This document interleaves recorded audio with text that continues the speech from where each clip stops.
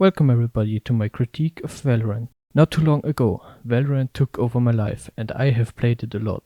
I can't tell how many hours to be exact, but I'd guess at least 300 in the last 6 months. So yeah, I've formed some opinions I now like to present to you in this video you're watching right now. Welcome to my unnecessarily long critique of Valorant from the perspective of a very bad player. So the other day I joined my friends on the Discord and asked them what they were up to. They told me they were playing Valorant and I was like, Valorant? I have played the game like a year ago for a couple of matches, and then I forgot about it. Little did I know then just how much impact this gaming session would have on me going forward. The gaming session itself was nothing special, if you take my then astronomically bad performance out of consideration for what counts as special. But the session kickstarted everything. Before going to bed that night, I started to research Valorant lore. Then I came across this full lore video by Jaeky, and man, this video just ignited the spark of interest in Valorant. So you could say I came for the gameplay, but the lore made me stay. Flashing forward to today, my skills in this game are still exhaustively bad, but at least I have improved a little bit, I hope so. But that should do it with my history with Valorant, as now it's time to really get into the main part of this video, beginning with gameplay. So, starting at the basics, Valorant is a free-to-play 5 vs 5 team-based tactical first-person shooter. Each player selects one of, at the moment, 21 characters, so-called agents, and goes up against the enemy team in 3-dimensional fairly big maps. The goal of a round of Valorant is to either kill the enemy team using a selection of guns or melee attacks, or plant a bomb, the so-called spike, and protect it from defusing until it blows up. Perhaps you're already familiar with this principle from games like Counter-Strike Global Offensive. What makes Valorant stand out here is not only its much more colorful art style, it's in the abilities. Unlike in CSGO, the playable characters in Valorant are capable of using abilities like flashes, smokes or similar to gain a benefit in gameplay. I will go into detail with the abilities in the agents section. At the start of every round, each player is provided with currency, named credits. With these credits the player can buy guns such as pistols, rifles and snipers. With these credits, abilities can be purchased as well. Each agent has one signature ability which is free, 2 further abilities which have to be purchased, and an ultimate, the most powerful ability, which can be purchased, but must be unlocked by either dying, killing, defusing, or planting the spike, or collecting these alt orbs scattered around the app. The gameplay of Valorant is very easy to explain, yet it becomes very addictive very quickly. What keeps the repeating gameplay cycle from getting stale are the always different combinations of agents keeping everything fresh with their unique abilities. Valorant has really solid gameplay in my opinion, which is important as it is the foundation everything else is built on. I don't want to be so mean towards CSGO, but I just think Valorant is like a natural progression of CSGO's formula and has by now succeeded its inspiration in how fun it is to play it. I played CSGO for like 30 hours and the game bores me, to be honest. Whilst I have put the tenfold amount of time into Valorant and I still want more. The game is also in a very good state, I think. I never came across any crazy bugs or glitches ruining the fun. I won't deny the existence of faults in the game's polish, as I'm aware of abusable glitches. I just want to say that at least to me, bugs or glitches never popped up in such an unnerving fashion that the game stops being fun. Spike dropped!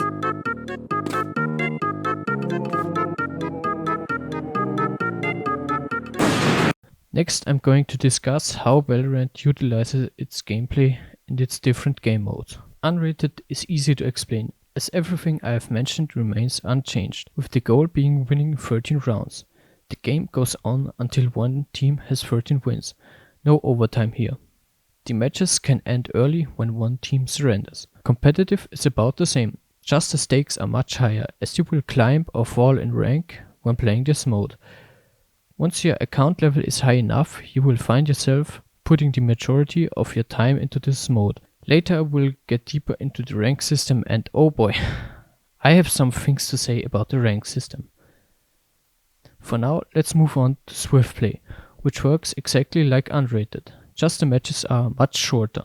ending after one team scores 5 wins. Spike Rush is even shorter, but Spike Rush is a much more interesting game mode in general. One gun is chosen randomly and given to every player, and every member of the attacking team has the option to plant the spike. I personally enjoy a Spike Rush every now and then, as the randomized loadouts and free util given to every agent can generate truly entertaining matches or agent usage, like dodging sniper shots as Neon or transcending the randomized gun restriction as Chamber. When leveling up your account to level 20 so you can play ranked, you will probably play unrated, swift play and Spike Rush the most. There are 2 game modes left, Deathmatch and Escalation. Deathmatch first. It's as simple as it sounds. Roam around the map and try to get 40 kills. This is good for practicing aiming, but I never really enjoyed this mode due to the random spawn points, and since there are so many players on the map, you can get constantly bombarded from every side. Last but not least, there is Escalation, a very chaotic game mode. As you get a good gun at the start, and with each kill you get a progressively worse one. This mode is just some good old-fashioned fun to break up the regular gameplay every now and then, but it couldn't carry the game on its own in the slightest. With all of the game modes covered, now I get into the agents, the heart and the living soul of this very game. I will now go through every agent and give my opinions. This will take a bit longer since I think the agents are what make Valorant Valorant. Keep in mind that I am a low elo player and therefore my opinion will deviate a lot from the meta, and of course my opinion is heavily biased by how much I like the agents from a character perspective. I have created a tier list with following tiers: the best agent, the good agents, the okay agents, the weak agent and the worst agent. There is no ranking inside the tier, it's just alphabetical. Starting with the worst agent in my opinion. Astra. I'm going to be honest here. I played Astra for just one unrated, and just as like 30 minutes of gameplay were enough to cement my thoughts on Astra. First of all, it feels so weird to press the ultimate button just to put stars down on the map. Let's go for her kit. Her gravity well sucks enemies towards its center and then vulnerable stun. In order to get anything out of this, your communication with your team and your team composition needs to be really good, which it just isn't most of the time. Nova Pulse gives enemies a concuss, and now it's a good time to make a statement. Concussive abilities are practically useless against good players.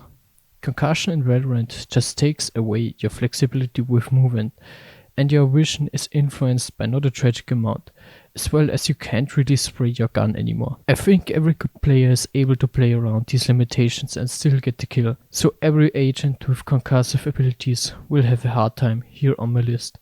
I'm not going to bash on her smoke, as it is a decent smoke. I just think Omen and Brimstone have much better smoking abilities. Astra has also what I think is the worst ultimate in the game. It's not even a competition. She places down a giant wall. Yikes. Viper and Harbor can do that, and they have the wall as their signature ability, meaning they can do it for free. So now let's go to some better picks, but still weak agents, starting with Harbor. I personally never really feel at home playing controllers, and this affects how I view certain agents like Harbor. His wall is pretty flexible though, much more flexible than Viper's, but it slows down not only enemies but also teammates. Sadly, his smoke is pretty bad, as he only has one and it doesn't even recharge. It's also the only smoke in the game which can be destroyed. I'm also not sure what to do with his ultimate. It covers a decent amount of real estate, but it just concusses the enemies. I find it much more useful for displacing enemies and information gathering, because you can hear where the concuss takes place.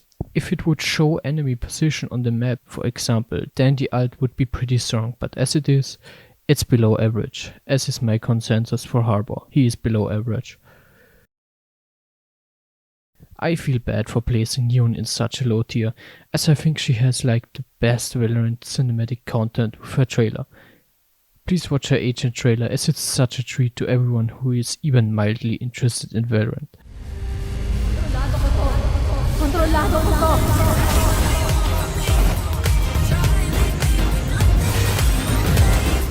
But from a gameplay perspective, Neon's only saving grace is her fast movement, which is strong in my opinion. I even hold it higher up than Chet's dash, because you can cover more space more consistently. But her wall is an invitation to every enemy to just spray it down. It is hardly ever useful. Then there is her concuss ability, and it feels nice to hit an enemy with it, as it has this satisfying bounce. But a concuss is a concuss, and therefore far from beneficial enough. Her ultimate is an interesting one. You are fast as hell, you can run and gun as much as you like, and you deal a ton of damage. What keeps it from being a top tier ultimate is the fact that it produces so much noise, the enemy team will hear Neon coming and can't just trade her once she comes running around the corner. Moving on to Sober. His recon arrow is actually pretty good, as it offers a lot of lineup potential and it is much harder to destroy than Fate's recon. Sober is once again brought down by his remaining abilities. His shock darts are really bad, I don't think I need to explain much here. His drone has some potential. From my point of view, it moves much too slowly, and it is as expensive as a Sage wall, which is just hilariously overpriced. His ultimate sits perfectly in the middle of all the ultimates. It's not bad by any stretch of the imagination, but there are much better options as well. Just a mid ultimate. Sober overall is a complicated agent. I think he is not beginner friendly enough to justify his position as one of the 5 starter agents, and I think he should be replaced by Fate, for example, a much easier to learn initiator. To close off the weak tier, I have Viper, and I'm just going to say it. Her ultimate is one of the best ultimates in the game. She claims the spike side and the spike side is hers. It's a peak controller ult. Man, Viper's regular util is just a shame compared to her ultimate. Her wall isn't flexible in the slightest and is beaten in every aspect by Harbor's wall. And her smoke isn't all too practical either. It draws from the same resource bar as the wall, so having both active at the same time is not a good idea. Her snake bites aren't too bad. The vulnerable effect is neat and the damage is fine, but that's not enough to bring Viper up any higher in my tier list. Also, Viper, please. Oh, hell no! Now it's time to look at every agent I have put into the OK tier, and Breach will kick off this part. Back when I started out, I used to main Breach for a good amount of time. But now, I can't really say anymore that Breach is that great. So Breach is heavily carried by his flash, as his wall flash is without a doubt one of the best and most versatile flashes in the game. The potential of accidentally flashing teammates or himself is substantially lower. His aftershock is criminally underrated, I think. It deals good damage and it covers big amount of space. It easily can slow down incoming enemies, or if cleverly combined with other players on your team, get a few kills in. And boy, I tell you, getting kills with this feels so satisfying. Sadly, his signature ability, the Fault Line, is just a concuss. It is slightly better than Neon's, with it having enormous reach, making it harder to dodge, but the concuss is still a concuss. Same thing for his ultimate. What keeps it from being a terrible ult is the fact that it can stop a defuse. Looking back, I have no idea why I played Breach for so long. He is solid, don't get me wrong. My favorite playstyle has just moved away too far from maining Breach. Next up is Brimstone, the quintessential controller. When you think of a controller, Brimstone comes to mind in like a second. And what he does not half bad. His sky smokes are fantastic smokes, and he gets to use 3 of them, and he can blaze them down in a precise form. Nothing to complain here, in my mind. I just think Omen's smokes are a tiny bit better. His stim beacon as well is something I can't complain about. It's a buff to himself and the rest of the team. It's good for players who lack the tactical intelligence to smoke properly, like me. Rounding up his kit is his molly, and it remains long enough and deals good damage. Honestly, his ultimate is really cool. Who doesn't want to fire down a giant laser beam? Solid ultimate, solid kit in general, solid agent in conclusion. Here I have placed Cypher. So Cypher is definitely a very good pick in low elo, but I can't imagine why his value isn't as high once you enter the higher ranks. His camera, for example, is such a good tool for information gathering and even tagging enemies to track them, but it's very easy to spot and destroy. Same for his tripwires. They bank on the enemy rushing through the map, never slowing down to analyze the surrounding. But good players do that. Good players know how to play around a Cypher trip by jumping over it or using utility. For some reason, Cypher has a smoke-ish ability, and it isn't bad, I guess. It gives information when someone walks through. That's neat. When it comes to information gathering, nothing beats his ultimate. Knowing where every enemy is always information worth getting, and Cypher doesn't even need many ultimate points to use it. From here on, you will realize that I am very fond of the Sentinel class of agents. Bumping up the edge factor, here is Fate. As I have alluded to earlier, I think Fate is the easiest to learn initiator. Starting out with a recon eye, it is very easy to throw. It still has some lineup potential and some wicked lineups with that. Yes, it is easy to shoot down, but still, if it gets shot down, you know an enemy is near. The lines marking the enemy more than make up for its shortcomings. Leading me to her prowlers. Her prowlers are so good. For one, they are relentless as hell. They chase you across the map once they have spotted you. Combining Fate's prowlers with her recon or her ultimate makes them even better. Her last ability isn't as useful as the others, but there is merit in it if you manage to time it well or you work together with your teammates to combine it with a breach aftershock or a raise grenade, for example. Her ultimate is basically an improved breach ult, as it covers about as much space, but it swaps the concuss out for a decay, a hearing limitation and a marking, offering information to Fate and the team. Follow it up with a prowler and the enemies are toast. Not having Jet in the top tier is probably a controversial opinion, but I can't really get into her playstyle. She is very fun to play around with her drift passive ability, which just makes me question why does she have an extra ability, kinda unfair to other agents. Her dash is great to escape out of danger or to quickly enter sites. It's just so limited. One dash and one only, and it doesn't even recharge by time. For a non-controller, she has pretty good smokes. They just don't last very long, but that's the right thing, because smoking is still the controller's job. Jet also has this updraft ability to get into the air, and it makes Jet very unpredictable, which is always welcome to see. Cypher Trip or Sage Wall? No problem. I know her ultimate is very dangerous, but it's just too much dependent on aim for me to consider it the top tier. Don't get me wrong, Jet is a beast. I'm just not good enough of a player to take advantage of that. Without a doubt, the agent with the best voice lines in the game, this is KO. KO is such a badass motherfucker, but that's not the focus here. It's on the abilities, and KO offers good information gathering with his snipe, as revealed agents are presented in the corner. His flashes are very interesting and quite unique, as they work like grenades. They don't even require a corner or a wall to be useful. His Q ability is something between a grenade and a molly. I'm not sure here. It is very situational though. You are powerless. Honestly, such a cool voice line. His ultimate has a ton of value when retaking a site, for example, as every agent becomes a generic shooter character for a moment. And the additional combat stim makes it even better. Don't get me started on the second chance after getting killed in the ultimate state, as I could praise this on end. Speaking of second chances, here is the grandmaster of those, Phoenix.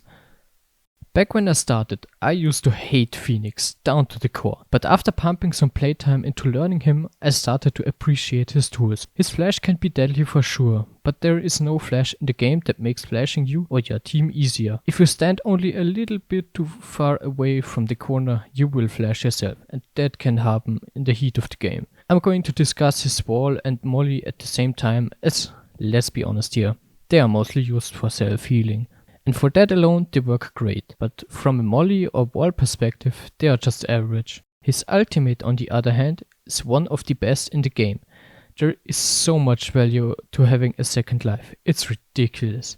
It offers so much solo carry potential and it will frustrate enemies to death, especially the bottom fraggers, as the kill doesn't even get added to the tally. Next up in the OK tier is Raze, and Raze is one of these agents I have barely played at all, so I keep this segment brief. Her grenade is strong and her boombot is outright broken, as it tanks too much damage and deals much more damage than it should be allowed to. Her blast packs require a ton of practice to be good, and I never put that practice in, but I have seen clips of Raze satchels bringing absolute mayhem to the battlefield. Like Brimstone's ult, Raze's ult is just really cool. Who doesn't want to fire a giant rocket? It's just good by default. That's all I have to say about Raze, and that also concludes the OK tier. Here are the agents I consider good, starting with Chamber. So Chamber has received numerous nerfs through his time on Valorant, yet he still is a strong agent. Just look at his teleport. I'm now realizing I have put every character with a teleport ability high on the tier list. Teleportation is so good inside the game, and Chamber's teleport is very precise and it comes out very quickly. It's the best teleport to escape from danger. His headhunter is of course really expensive, but if you compare it to a regular sheriff, the benefits become clear. Less annoying recoil and an actual scoping feature, making it easier to land headshots. His trip ability trademark is the weakest link of his kit, as it only slows enemies down. Other tripwire abilities have better effects in my opinion. Chamber's ultimate is a freaking giant sniper and it is glorious. It takes the operator, the most dangerous gun in the game, and makes it even more dangerous with the slow effect. Chamber is outright broken in Spike Rush. For example, if everyone has a shotgun, Chamber can take out his headhunter and take enemies out from a distance, making him about a must pick in this mode. The at the moment newest addition to the Valorant roster made it to my good tier, Gecko. Gecko's gimmick and what makes him so special is that he can recall every ability except his molly and reuse it after a short cooldown. Yes, Gecko is the only agent who can fire his ultimate twice in a single round without farming kills or orbs. His flash does a really good job as it not only blinds the enemies, tells you how many enemies are nearby and if you are in a lucky position, even the general direction towards the enemies. His wingman is just so amazing. It's obvious why. Planting or defusing spikes without sacrificing a teammate for a few seconds is worth so much. And that's not the end of Wingman's value. On his own, he can deal a concuss. That's just a little bonus on top. There is actually not much about his molly. It just does its job and that's it. His ultimate on the other hand is once again great. For one, it can be used for scouting and if you spot an enemy, they are basically dead. Hit enemies are punished with a detain, and for those who don't know, detained is the worst effect you can get. You lose most of your movability and every measure of defending yourself. Simply put, you're dead. The best controller in the game to me is Omen. His smokes are just the best. He can place them down from across the map, so he can help his team from wherever he is. They also recharge really fast in comparison to other. Often his smokes are combined with his teleport ability to get in and out of his own smokes, but mostly his teleport step is used to get up to higher places.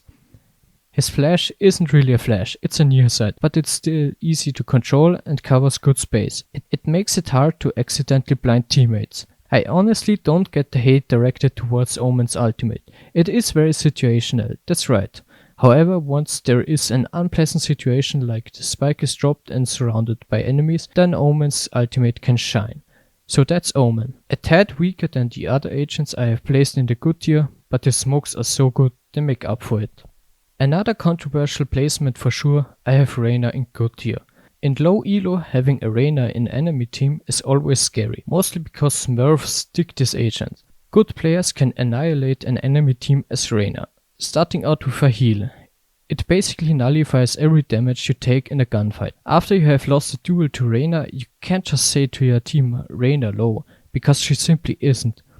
Her dismiss makes trading the kill even harder, because Reyna is basically gone after she made the kill, keeping her pretty safe. Then there is her near sight, and it's not as good as a full flash, but is still flexible to use and makes the enemy team displace their crosshair, making them vulnerable. I would complain about her ultimate, but since it only takes a few ult orbs, it's fine. The combat stim is strong yet hard to control, and the power buff to her remaining abilities is welcome as well. Reyna overall is probably the best agent to solo carry a weak team. To no one's surprise, here is Sage, and Sage is just such a strong agent. So let me explain. But do I need to explain? The first of two healing abilities come into play, and I probably don't need to discuss why healing is just the best. Health is such an important resource, and if an agent is capable of giving this resource, it makes the agent an excellent choice. Further, there is her wall, and man, Sage walls are such a useful tool in every team. Planting the spike can happen behind cover. Pushers can be slowed down, and let's not forget the spike can be planted in a corner and then walled in, slowing down defuse attempts. This works best when there is no chat or race in the enemy team or they have already been taken out. The fact that her slowing orbs aren't all too great doesn't keep Sage from being a top tier agent, because I haven't even mentioned her ultimate yet. It's the best ultimate in the game, no doubt. The only resource more important than health are teammates that are alive, and Sage is the only one who can provide this resource. Speaking of healing agents, here is Skye.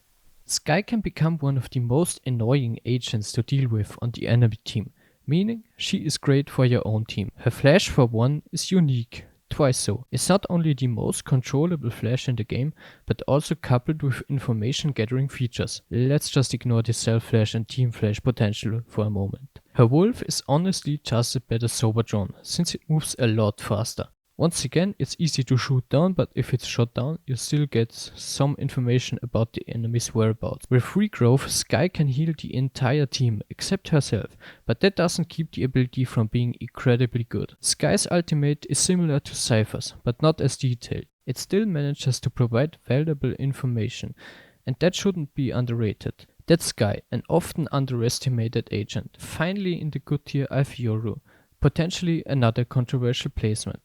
What makes Yoru so special to me is how well his kit works together. He once again proves why teleporting agents are strong agents.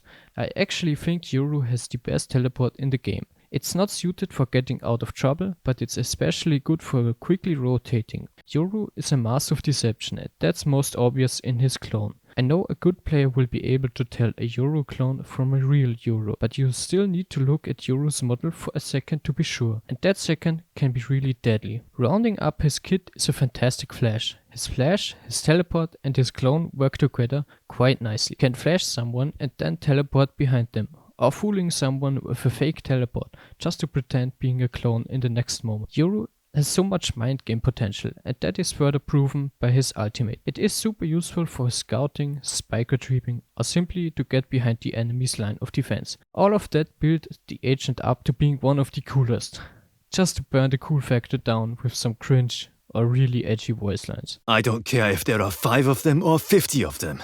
Let's go. With 20 agents discussed, it's time to reveal who I think is the best agent in Valorant. Yeah, it's Killjoy.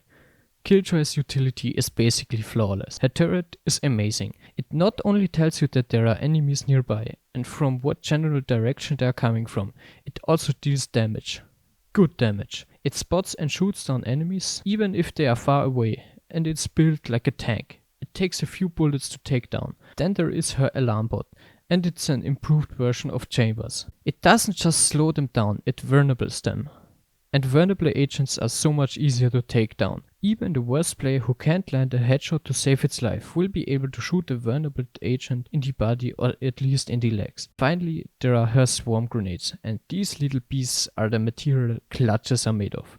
I can't tell you how often I needed to defend a ticking spike and landed in a 1v1 scenario, and I was only able to clutch because I placed a swarm grenade close to the spike. Do I even need to mention Killjoy's ultimate? It has an enormous area of effect, and the displacement of nearby enemies is almost guaranteed. It's a humongous tool for defending the spike or retaking territory, and every enemy stupid enough of staying in the area of effect is detained. And as I have explained earlier with Gecko, detaining is basically a death sentence. I want to include some sort of ranking, so I will rank the agents from worst to best inside of the classes, starting with the controllers.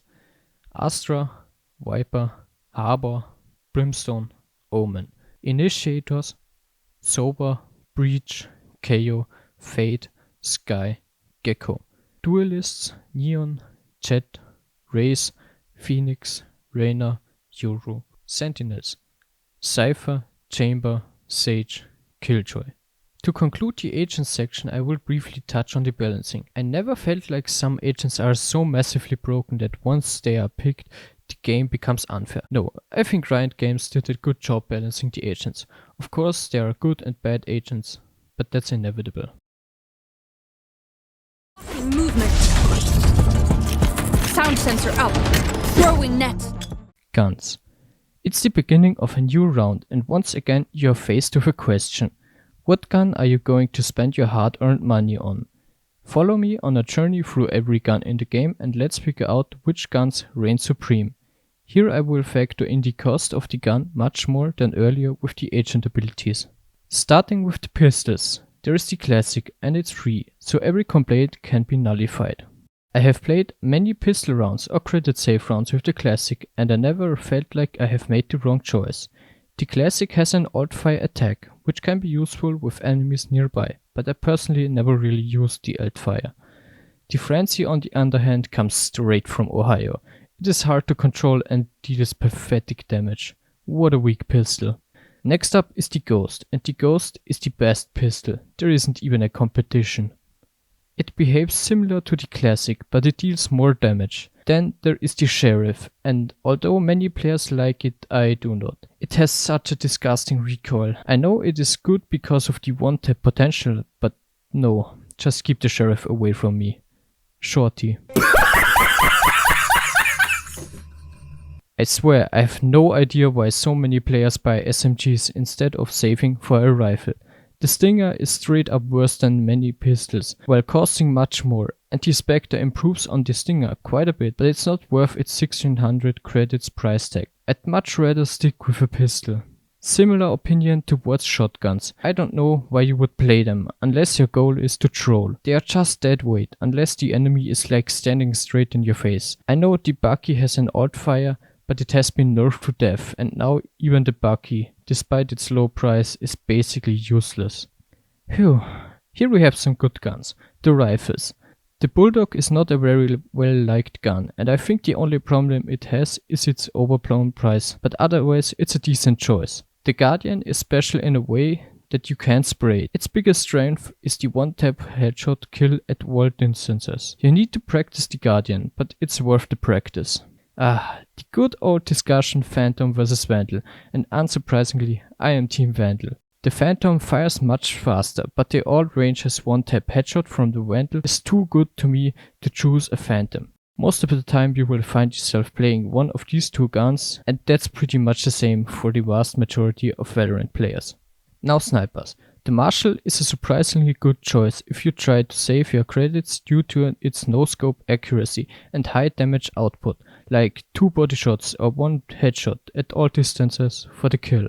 With the Operator we have the most expensive gun in the game with 4700 credits.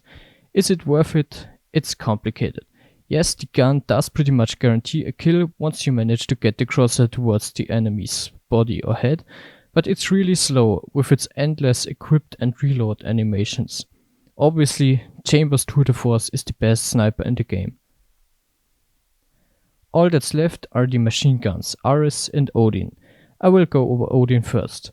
The Odin is mostly a gimmick weapon and mostly picked for trolling. In very rare occasions it has its merits, but I personally only used it when I was really tired and didn't want to aim anymore. Most of that applies to the Ares as well, but it's a lot weaker and therefore cheaper. In conclusion, don't really worry about most of the guns. You will play Vandal or Phantom anyways. Now I have covered who is carrying out the combat and what the tools are. Now it's time to look at where the combat takes place. I realized that I actually don't have to talk about when it comes to the maps, since most maps do the job just fine. They look nice and feel good to play on. So I will just talk about the standout worst and best maps. So the maps are good but don't offer much for me to comment on are Haven, Split, Ascent, Pearl and Bind. Breeze is without a doubt the worst map in all of Valorant. I need to get that out of the way first. Fracture is the only map which I liked very much at the start, but each time I played on it I liked it less and less. The attackers just have a huge advantage here, since the defenders need to split their attention to so many entries, and I don't even dig the visual design all that much. Except the Radiant Collider, that looks fantastic. My favorite maps are Icebox and Lotus. Icebox first. There is such a nice contrast between A and B side, with A being in a closed down inside area with narrow hallways and B being an open zone. The map generally is good for snipers, as there are many angles that can be held with a sniper, and fast moving agents like Neon or Jet can feel here at home as well. I know many people don't like to play on Lotus, yet I think Lotus is great with its moving and destroyable doors and the free-sided nature. Just visually, Lotus is such a joy to look at. The ancient temple design with the plant aspects really does it for me. It's beautiful. Well, the ranked system. Finally something I can rant about. Yeah, this is by far the biggest problem plaguing this game.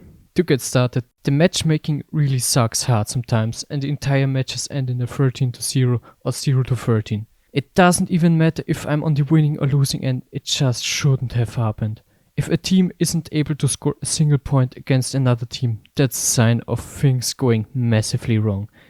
Now about the rank system itself, it makes no freaking sense. Sometimes I lose a game by a tiny bit with a good KDA and combat score, just to see that I have lost 30 RR. Or sometimes me and my team beat the enemy team into oblivion and they just receive like 10 RR. This system is just stacked against the player, making it unnecessarily hard to climb in rank. For hardstykes like me, this is the most frustrating thing ever. I know, there is a system at work that judges your skill and compares it with the enemy skill, but that system just doesn't work. Just imagine playing like 10 ranked games in a row just to find yourself in the same or worse state than before. This is the definition of insanity. All the memes that state Valorant makes you lose your mind are true. It's all true. I have been looking forward to this. As I have said in the beginning, the lore is what made me come back to Valorant again and again. The lore is just a part of this game that never ceases to amaze me.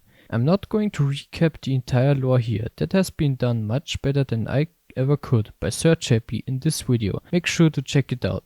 I will provide a link in the description and give you a very quick introduction into the lore here. Valorant takes place in the near future and an event of nature, the so-called First Light, created a resource named Radianite and gave some humans powers, making them Radiants, like Reyna or Phoenix. There is a parallel Earth with the exact same set of agents that is running out of Radianite, and the team is trying to steal Radianite with a device called the Spike, while the other team tries to prevent that. This is the lore story behind the gameplay. I will dive into how Valorant tells its story. And first I will go back to my statement from earlier that the agents make Valorant Valorant. Every single one of the 21 agents just oozes so much character. Like take Brimstone as example. He looks like a generic army man, and you think like that. Until you hear his banter with Killjoy that he has forgotten his password. Killjoy, do you control the admin account on my bracer? I might need you to reset the password. Or him trying to take notes from Chet's language to sound younger. Damn right we crushed it. Even as I was saying it. When Jet says it, you know what, forget it. The voice lines at the start of every round do wonders to characterize the agents and establish their relationships, like Killjoy and Razors. Killjoy, Gachina. There's no one else I'd rather fight beside. Or dance with. Race, I found a new album you just have to hear. Maybe you could come over after the mission? But only if we survive. Or the fact that Breach and Sky are working out together. Breach, I'm thinking I'll hit the gym later. You in? So long as it's leg day. I could go on with that for far longer, but the point I'm trying to make is every agent feels human. Even KO, a weaponized robot, feels more human than the majority of first-person shooter characters. Every agent has its own little backstory. It doesn't matter if it's small or big in scale. For example, did you know that Chet used to be a chef in a restaurant and she accidentally caused a hurricane? Or that KO is from an alternative future where Reyna snapped and declared war, killing KO's best buddy Brimstone?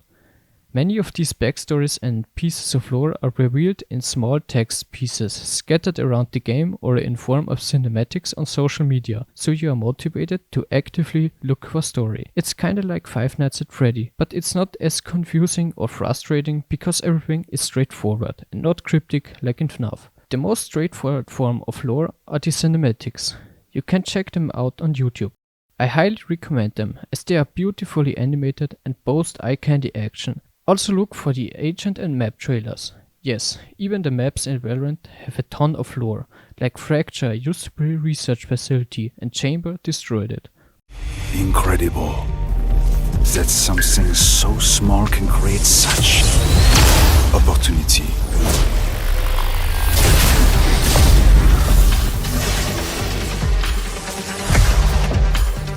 Their efforts were noble, but sacrifices must be made. Let's not forget the voicemails in Brimstone's office and the pieces of audio that almost work like audio dramas. Like when the Valorant team took down Fade, there is an audio adventure documenting the event, and it's awesome. There's something in here, trailing us. What is that? Cypher, watch out! I can't see it! Neon, where are you? Cypher, Neon, report. KO, we're blind in here. Danger close! Danger close! Hang on, I'm coming in. There are many links in the description if you are interested in Valorant lore. In conclusion, I could tear this game apart from a logic perspective and say that the game makes no freaking sense. Because why does KO take damage and die like a human even if he is a robot? Why can he be revived like every other? Why are most agents dressed so casually for a gunfight? Why does Breach die when you stab his mechanical arms with a knife instead of just breaking them down? All of that makes no sense. But you know what? It does not have to make sense. I just had fun thinking about some illogical things in the game. In real conclusion, Valorant is a great video game with flaws in it, just like every other video game in existence. It doesn't cost a cent to play, but it definitely does cost you some sanity, but I can't hold that against the game. It holds such a special place to me. I have sunk so many hours into it, much more hours than into games that I actually have paid money for. And that's an amazing achievement. These words, this video will come to an end, and I'd like to thank you so much for watching. And if you have a few seconds to spare, press the like button and leave me a comment with F to pay respect to every brain cell that died during my painfully long grind to get out of iron.